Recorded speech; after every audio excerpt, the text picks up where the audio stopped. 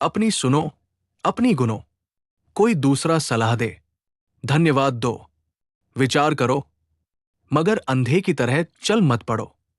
जीवन को जितनी ज्यादा निजता दे सको उतना अच्छा है। दूसरे की सलाहें बड़ी मुश्किलों में ले जाती है। एक आदमी की औरत मोटी होती जा रही है, मोटी होती जा रही है, मोटी होती। चूंकि आदमी के पास जैसे जैसे तिजोरी बड़ी होती जाती है, वैसे वैसे औरतें मोटी होती जाती है। ये बड़ा अजब संबंध है तिजोरियां और औरतों में। आखिर वो आदमी डर गया। वो सूखा जा रहा है, कमा कमा कर मरा जा रहा है। इधर औरत है कि सब सोफे छोटे होते जा रहे हैं। और डॉक्टर से उसने पूछा, मनोचिकित्सक से पूछा, क्या करें? उन्होंने कहा, तुम एक काम करो। मनोचिकित्सक ने एक बहुत खूबसूरत नग्न स्त्री की तस्वीर दी।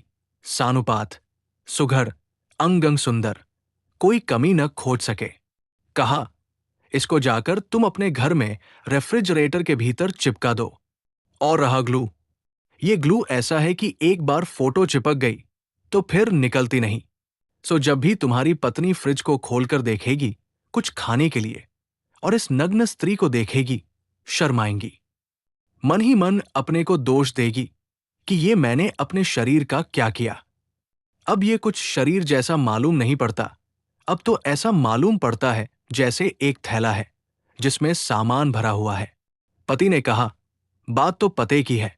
फीस चुकाई, फ्रिज में ले जाकर तस्वीर चिपकाई। कोई 2 महीने बाद मनोचिकित्सक को मिल गया सुबह सुबह बीच पर। मनोचिकित्सक ने कहा कि क्या हुआ, तुम आए नहीं?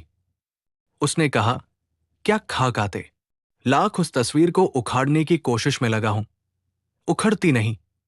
मनोवैज्ञानिक ने कहा, लेकिन तुम्हें वो तस्वीर उखाड़ने की जरूरत क्या है?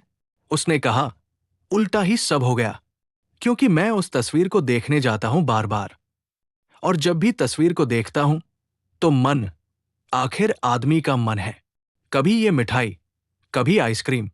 उसने कहा, उल्टा ही सब हो गया, क्योंकि मैं उस तस्वीर को देखने जाता हूं बार बार। और जब भी तस्वीर को देखता हूं तो मन, आखिर आदमी का मन है, कभी ये मिठाई, कभी आइसक्रीम। कभी भूल कर ऐसी तस्वीर किसी और को मत देना। देखते नहीं मेरे हालत?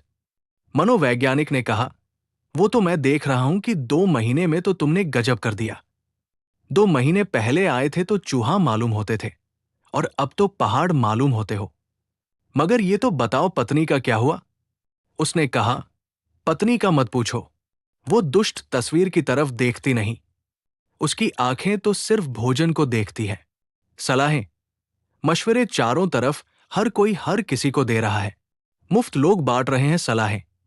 जगज गए तुम्हें मिल जाएंगे अरस्तु और अफलातून। ऐसा ज्ञान दे कि जिसकी चोट से सदा के लिए जग जाओ। मगर वे खुद ही नहीं जगे अपनी चोट से और तुम्हें जगा रहे हैं। खुद की सलाह अपने ही काम नहीं आई, अब वे दूसरे को बांट रहे हैं। सुनो सबकी, समझने की भी कोशिश करो, लेकिन हमेशा निर्णय अपनी निजता का हो और अपनी शांति में, अपने मौन में उत्तरदायित्व पूर्वक जो भी तय करो, सोचकर कि मैंने तय किया है सही होगा, गलत होगा, कोई भी परिणाम होगा, उत्तरदायी मैं हूं। किसी दूसरे पर उत्तरदायित्व को नहीं थोपूंगा। फिर तुम्हारे जीवन में भी निखार आना शुरू हो जाएगा। तो फिजूल बैठकर तुम मेरे संबंध में चर्चा मत करो।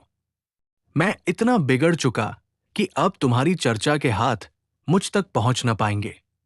एक सीमा होती है, फिर उस सीमा के पार मुश्किल हो जाती है।